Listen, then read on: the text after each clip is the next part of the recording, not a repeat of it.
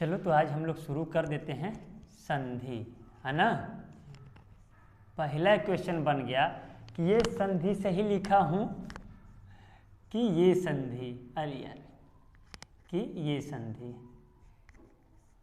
इसमें से कौन सा संधि सही है? दोनों ही सही है, या अनुस्वार वाला सही है, या न वाला सही है? कौन सा सही है? दोनों ही सही है, ठीक, दोनों सही है ना। दोनों वर्तनी की दृष्टि से जो भी आए, चाहे अनुस्वार वाला है या फिर आधा न वाला है, दोनों ही क्या है? सही है। उसके पीछे कारण क्या है? यहाँ पर संधि क्या है? इसका संधि विच्छेद जब करें संधि का, तो संधि का संधि विच्छेद क्या हो जाता है? सम धन धी। समझ में आया?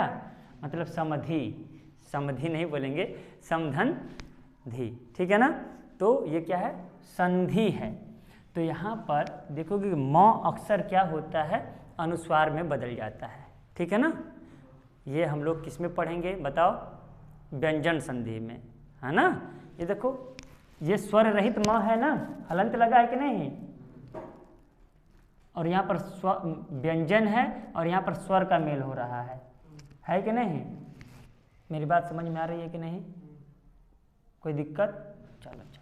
तो ये देखो यहाँ पर हमारा ध है, दोनों ही स्वर स्वर है, स्वर पे यहाँ, अरे दोनों ही व्यंजन व्यंजन है, और यहाँ पर क्या है? हमारा स्वर लगा हुआ है, लेकिन इस पे कोई स्वर नहीं लगा हुआ है। तो देखो ये क्या है? प्रथम पद है, ठीक है ना, और ये क्या है? अंतिम पद है, सही है, ठीक। तो यदि प्रथम पद का अंतिम वर्ण स्वर रहित म हो, क्या हो? समझ में आया? स्वर रहित मतलब हलंत वाला म हो, स्वर रहित म हो, तथा अंतिम पद का प्रथम वर्ण क से लेकर म तक कोई भी वर्ण हो। समझ रहे हो कि नहीं? क से लेके म तक कोई भी वर्ण हो, एक कंडीशन है। या दूसरा कंडीशन त वर्ग का हो, त वर्ग का हो, तो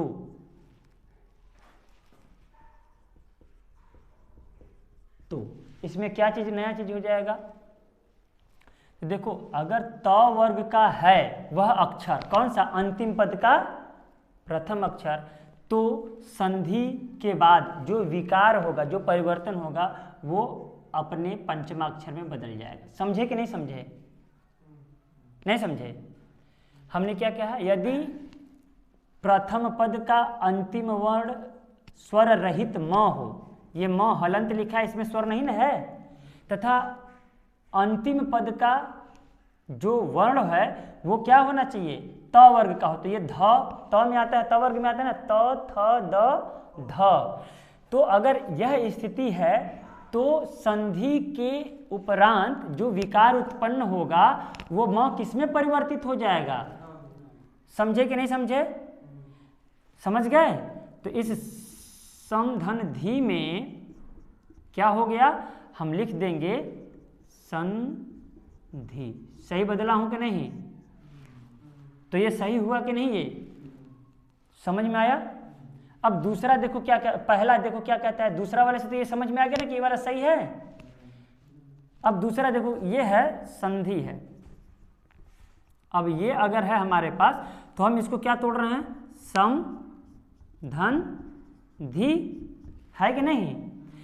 तो ये क्या कहता है? अगर अंतिम वर्ण स्वर रहित म, अरे हाँ, प्रथम पद का अंतिम वर्ण स्वर सहित, स्वर रहित म हो, स्वर रहित म का मतलब हलंत वाला, ठीक है? समझ में आ रहा है कि नहीं? तथा अंतिम पद का प्रथम वर्ण क से लेके म तक के बीच में कुछ भी हो। समझ में आ रहा है? तो क से म के बीच में ही ना ध आता है, तो इस म का अनुस्वार हो जाता है। किसमें परिवर्तन हो जाता है? बोलो, म का किसमें परिवर्तन हो जाता है? और जो परिवर्तन होता है उसी को विकार बोलते हैं। तो ये परिवर्तन ही क्या कहलाता है? संधि कहलाता है। समझ में? अभी मैं परिभाषा पर नहीं जा रहा हूँ, थोड़ा मैं ये कहना चाह रहा हूँ कि ये संधि का दोनों रूप सत्य है कि नहीं? वर्तनी में भी आ सकता है ना, निम्नलिखित में तो शुद्ध वर्तनी है, हैं?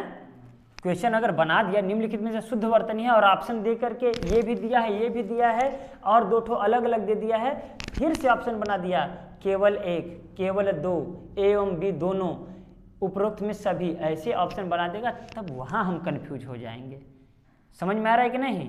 अभी क्वेश्चन में बनाता हूँ तुम लोगों के लिए। ये दोनों बातें समझ में आई कि दोनों ही क्यों सही है, ये भी क्यों सही है और ये भी क्यों सही है। ये दूसरे नियम से सही है और ये पहले नियम से सही है। यदि प्रथम पद का अंतिम वर्ण स्वर रहित म हो तथा द्वितीय अंतिम पद का प्रथम वर्ण क से लेके म के बीच में हो तो वो म का अनुस्वार में परिवर्तन हो जाता है। ठीक, दोनों बातें समझ में आई कि नहीं आई? पक्का ना? अब देखो ये संधि की शुरुआत हम लोग कर लिए। अब ये चीज़ें संधि किसे कहते हैं? तो दो वर्णों के मेल से, संधि मतलब जोड़ होता है ना, तो जोड़ बोलूँ या योग बोलूँ या मेल बोलूँ, तो दो वर्णों के योग से उत्पन्न होने वाले विकार, जो विकार मतलब परिवर्तन जो हो रहा है वो क्या कहलाता है? संधि। समझ में आया? तो अब जरा बताना इनमें से संधि किसमें है और किसमें नहीं है। मैंने क्या किया, दो वर्णों के योग से होने वाले विकार ना, या उत्पन्न विकार क्या कहलाता है? संधि कहलाता है।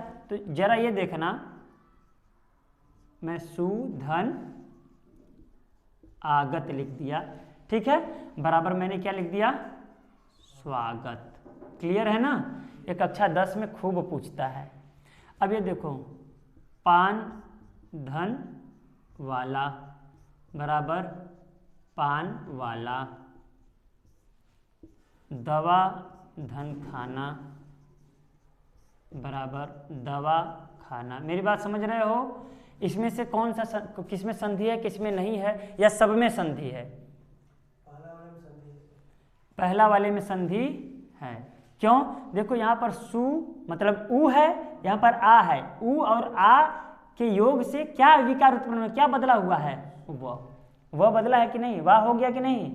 तो यहाँ पर बदला हुआ है, उ और आ से वाह बन गया, तो यहाँ पर संधि है। लेकिन यहाँ देखो पान वाला, पान वाला बदला हुआ है कुछ, दवा खाना, दवा खाना बदला हुआ है। तो जब बदलाव नहीं हुआ है, परिवर्तन नहीं हुआ है तो संधि, और जब परिवर्तन है तो संधि। समझ में आया कि नहीं समझ में आया?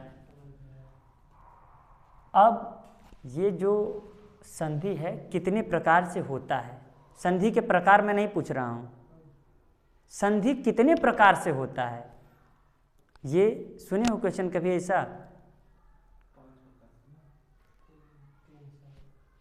तीन संधि के प्रकार हैं। उम्मीद करता हूँ नहीं सुने होंगे तुम लोग। संधि के कितने प्रकार हैं? 3। लेकिन संधि कितने प्रकार से होती है वो है 6। कितने हैं? 6। कैसे? अब दिखाता हूँ। इसमें से मिटाने वाला है तो बोलो, नहीं तो रहने देता हूँ। ये देखो ध्यान से, फिर कहूँगा तो उतार लेना। कैसे होता है देखो, यहाँ पर कैसे हुआ है, स्वर है, उ है और आ है कि नहीं? तो स्वर स्वर जुड़ा है कि नहीं? स्वर स्वर से बदलाव होता है, संधि हो गया ना। तो मतलब पहला बात तो ये हो गया कि स्वर का स्वर से योग, समझे? कोई दिक्कत? दूसरा क्या हो सकता है? स्वर का व्यंजन से योग। समझ में आया कि नहीं? ऐसा हो सकता है कि व्यंजन, अरे वही भाई, दोनों एक है ना, व्यंजन का व्यंजन से, ठीक है ना। और तुम क्या बोले हो? व्यंजन का स्वर से, ठीक। अब देखो ये क्या है? विसर्ग। विसर्ग का स्वर से, है ना, और विसर्ग का व्यंजन से। ठीक, कुल क्या तरीके का हो गया? 1 2 3 4 5 और 6। मतलब संधि में जो योग होता है या संधि होता है तो संधि कितने प्रकार से होता है? 6 प्रकार से। स्वर का स्वर से, स्वर का व्यंजन से, व्यंजन का व्यंजन से, व्यंजन का स्वर से, विसर्ग का स्वर से और विसर्ग का व्यंजन से। 6 ही है ना। अब देखो ये वाला जब स्वर का स्वर में योग हो तो कौन सी संधि होती है? स्वर संधि। कौन सी संधि? समझ में आया? अब देखो स्वर का व्यंजन से, चाहे व्यंजन का व्यंजन से, चाहे व्यंजन का स्वर से होता है तो कौन सी संधि हो जाती है? समझ में आया? अब देखो विसर्ग का स्वर से और विसर्ग का व्यंजन से होगा तो कौन सी संधि होगी? विसर्ग संधि। कोई दिक्कत? अब तुम बताओ, इससे हम ये सीख गए ना कि संधि के कितने भेद होते हैं, कितने प्रकार? संधि के कितने प्रकार होते हैं? 3 प्रकार। कौन कौन से? स्वर संधि, व्यंजन संधि और विसर्ग संधि। इसमें कोई डाउट? अब आज हम लोग शुरू करेंगे स्वर संधि। ठीक है, इतना उतार लो फटाक से। ठीक है, अब अगर सामान्य जानकारी के लिए कभी पूछ दे कि संधि के रूप कितने होते हैं तो संधि के कितने रूप होते हैं? 2। लेकिन एग्जाम में जो पूछा जाता है हमेशा एक ही रूप, जो है कि मुख्य रूप। हम लोग जिसे परिवर्तन कर रहे हैं, सुधन आगत स्वागत ना, तो ये क्या है?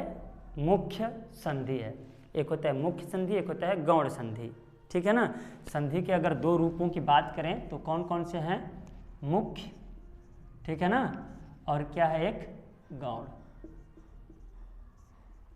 ठीक है। अब मुख्य संधि और गौण संधि में क्या अंतर है? ये जो प्रमुख है उसमें, जैसे कि मैं अगर कहूँ ये देखो क्या है? रामायण है ना। रामायण में दीर्घ संधि है। क्या है? दीर्घ संधि। तो ये दीर्घ संधि क्या है? मुख्य संधि है। लेकिन इसमें तुम एक चीज देखोगे कि इसका संधि विच्छेद अगर हम लोग करें तो राम धन अयन होगा। क्या होगा? अयन। ठीक है ना। यहाँ पर देखो क्या है, मैं अगर तोड़ूं, ध्यान से समझ में आ रहा है कि नहीं? हलंत प्लस अ। मेरी बात समझ में आ रही है? यहाँ अ छिपा हुआ है ना, प्लस ये क्या है? अ धन यन लिख देता हूँ। अब ये देखो अ मिलकर क्या बना देता है? आ बना देता है ना। तो ये आ किस में जुड़ेगा? इसी में जुड़ेगा कि नहीं? रा मा य। अब न की जगह ण हो जा रहा है कि नहीं? बोलो। तो यहाँ पर अ जुड़ करके क्या बने? आ। तो ये क्या है? दीर्घ संधि है। क्या है? अभी आगे पढ़ रहे हैं। तो हमें जब भी रामायण आए तो रामायण में कौन सी संधि बतानी है? दीर्घ संधि। समझ में आया? और यह नौ का ढ में बदल गया, इसका मतलब कौन सी संधि है? व्यंजन संधि। लेकिन प्रमुख रूप से क्या बदल रहा है? समझ में आया? तो ये इसमें दोनों संधि दिख रहा है। निम्नलिखित में से कौन से शब्द में दोनों संधि दिखाई दे रही है? तो रामायण में। समझ में आया कि नहीं? बोलो। रामायण में गौण संधि भी है और रामायण में मुख्य संधि है। मुख्य संधि में कौन सी संधि है? समझ गए कि नहीं? हाँ, अब अभी पढ़ने जा रहे हैं दीर्घ संधि। जितना भी एग्जाम्पल देना है 2। ठीक है ना। समझ में आया? ये मैं मिटा रहा हूँ, समझने के लिए बस बता दिया था। कोई दिक्कत? चलो हम लोग अब संधि की बात करते हैं तो हम लोग अब पढ़ेंगे स्वर संधि। क्या पढ़ेंगे? स्वर संधि। स्वर संधि। अब बताओ स्वर संधि क्या है? स्वर के मेल से होने वाले विकार या उत्पन्न होने वाले विकार को क्या कहते हैं? स्वर संधि कहते हैं। समझ रहे हो कि नहीं? अब हमारे पास स्वरों की संख्या कितना है? 11 है ना। है मतलब उसी में से 2 लोग योग करके क्या करेंगे? परिवर्तन करेंगे। तो हम लोग स्वर संधि कितने प्रकार की होती है? तो 5 प्रकार की। हिंदी पढ़ रहे हैं तो हिंदी में देखो 5 प्रकार की है। संस्कृत पढ़ेंगे तो संस्कृत में 7 प्रकार हो जाता है। ठीक है ना। हम लोगों की हिंदी से मतलब है ना। तो कौन कौन सी संधि है? दीर्घ संधि, संधि नहीं लिख रहा हूँ। और बोलो गुण संधि है ना। यड़ संधि, वृद्धि संधि, और कौन सी संधि है भाई? अयाद्य संधि। समझे कि नहीं? पक्का? और हमें पहला क्या पढ़ना है?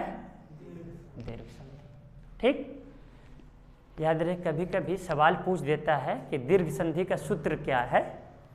तो सूत्र होता है अकः संवरणे दीर्घः। ठीक है, तो हम लोग जब इसको पढ़ेंगे, जिसको जिसको पढ़ेंगे उसका सूत्र लिख दिया करेंगे, कोई दिक्कत? मैं इसको यहाँ से पढ़ना शुरू कर रहे हैं हम लोग। क्या? दीर्घ संधि। ठीक है ना? दीर्घ संधि का सूत्र क्या है भाई? अकः संवरणे दीर्घः।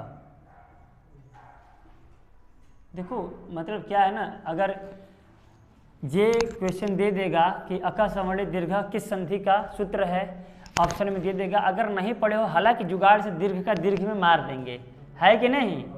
लेकिन अगर भूल गए तो सोचना पड़ जाएगा। इसका तो मिल जा रहा है और किसी का नहीं मिला तो, हालांकि सबका मिल जाता है।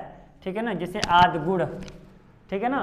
तो जब जिसका जिसका पढ़ेंगे मैं यहाँ लिख दूंगा, तुम लोग आराम से उसको मेमोराइज कर लेना, याद कर लेना।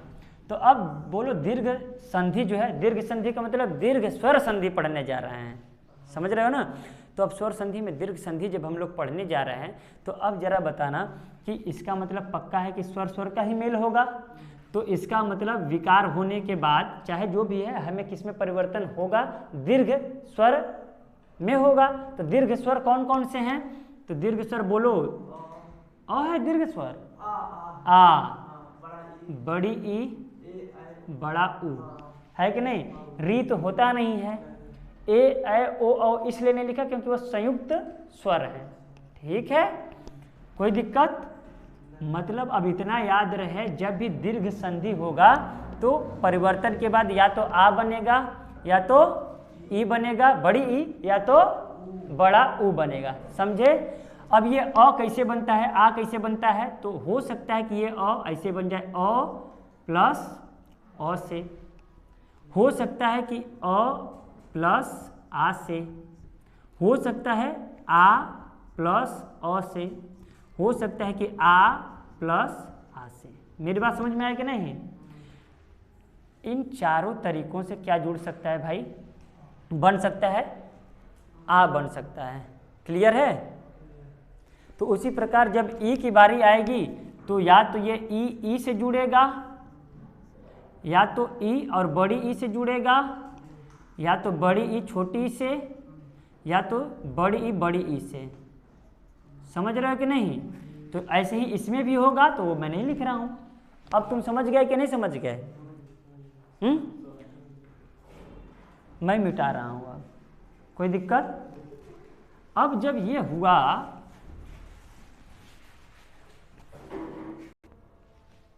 तो देखो, अब वो तो चीज़ें समझ गए ना, सीधे एग्जाम्पल पर आते हैं। समझ रहे हो कि नहीं?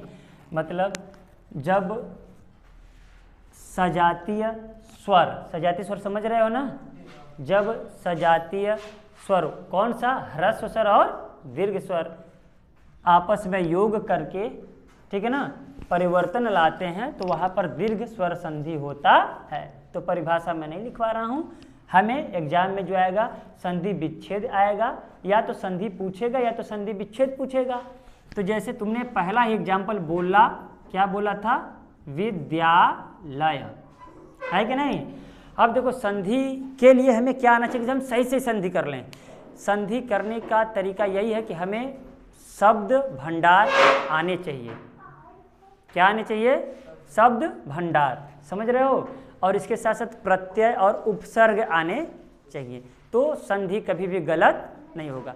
हालांकि 80% से 90% तुम लोग ऐसे ही सीख जाओगे, बाकी जब पूरा हिंदी पढ़ लोगे तो तुम्हारा संधि से एक चीज़ भी गड़बड़ नहीं होगा। और प्रैक्टिस करोगे तो 100% एक भी गलती नहीं होगा, ये मेरी गारंटी है। मेरे पढ़ाए हुए नोट्स में अगर तुम तैयार कर लिए तो कोई भी एग्जाम दोगे, कोई भी एग्जाम, तुम्हारा एक भी क्वेश्चन गलत नहीं होगा जब तक कि तुम ना गलती करो। अब देखो जैसे विद्यालय है, तो अब इसको दो भागों में तोड़ो जरा। देखो तोड़ने के लिए मैं बता रहा हूँ, पहले ही संधि विच्छेद करा रहा हूँ, संधि नहीं करा रहा हूँ। चलो एक ये दे देता हूँ, एक इसके अलावा और दूंगा। पहले देखो क्या कर रहे हैं, एक शब्द देखो, ये देखो मैं विद्या लिख रहा हूँ, ध्यान से समझना, एक लिख रहा हूँ विद्या, ठीक है ना। देखो एक लिख रहा हूँ अलय, ठीक है ना, एक लिख रहा हूँ आलय अभी, और देखो मैं करा रहा हूँ, और एक लिख रहा हूँ विद्या धन आलय, अब एक लिख रहा हूँ विद्या धन अलय। समझ रहे हो कि नहीं? याद है तो हम तुरंत तो कर ही देंगे, वो अलग बात है कि याद है हमारा आंसर, इसमें से चार में से कौन सा आंसर सही है? विद्यालय का विद्याधन आलय, दूसरा सही है, तुम तुरंत टिक लगा दोगे क्योंकि आता है, रटा गया है कि नहीं। और अच्छी बात है, जो 9th 10th में पढ़ लिए हैं, याद है तो अच्छी बात है। लेकिन देखो हमने क्या कहा, अ से बन रहे हैं, अ छिपा है ना, आ से, आ से और अ से भी दीर्घ हो सकता है, समझ रहे हो कि नहीं? बोलो। तो यहाँ पर हम क्या देख रहे हैं कि विद्य का कोई अर्थ होता है क्या? कोई विद्य जैसा शब्द हम पढ़े हैं? नहीं पढ़े हैं। कोई अलय जैसा शब्द पढ़े हैं? नहीं, इसका कोई अर्थ ही नहीं होता, ये सार्थक होने चाहिए, जबकि यहाँ पर क्या है, निरर्थक है। ये देखो आलय का अर्थ तो होता है, लेकिन विद्य का कोई अर्थ नहीं होता। विद्या का तो अर्थ होता है, लेकिन अलय का कोई अर्थ। तो इतः यह बात हुआ कि संधि के लिए दोनों ही पदों का, प्रथम पद और अंतिम पद का क्या होना चाहिए? अर्थ निकलना चाहिए। और वो अर्थ कैसा होना चाहिए? सार्थक। कोई दिक्कत? तो देखो विद्या और आलय दोनों का अर्थ निकलता है ना, विद्या का भी अर्थ निकलता है और आलय का भी अर्थ निकलता है। समझ में आया? आलय मतलब स्थान कह सकते हैं, विद्याधन आलय, विद्या का स्थान। तो विद्यालय का संधि विच्छेद क्या होगा? विद्याधन। समझ में आया कि नहीं? अब तुम देखो, ये मैं लिख दिया हूं विद्या धन अर्थी, तो संधि करना बहुत आसान होता है। बताओ क्या हो जाएगा? विद्यार्थी। विद्यार्थी। समझ में आया कि नहीं? अब देखो पहचान क्या है दीर्घ का? देखो हमेशा चाहे जो भी है, जब पूरा शब्द लिखा जा रहा है तो यहाँ पर क्या आ रहा है? आ की मात्रा आ रही है कि नहीं आ रही है? यहाँ पर आ की मात्रा आ रही है कि नहीं आ रही है? समझ पा रहे हो? अब देखो मैं ऐसे लिख दिया रवि धन इंद्र, ठीक है। देखो संधि करना आसान होता है, लेकिन संधि विच्छेद करना कठिन होता है। समझ रहे हो कि नहीं? संधि करना आसान होता है, लेकिन संधि विच्छेद करना कठिन। तो अब बताओ इसका क्या हो जाएगा? देखो यहाँ पर क्या दिख रहा है, मैं और कहोगे तो मैं और इस तरीके से कर दे रहा हूँ, र धन व है कि नहीं, हलंत धन छोटी ई। मेरी बात समझ में आ रही है?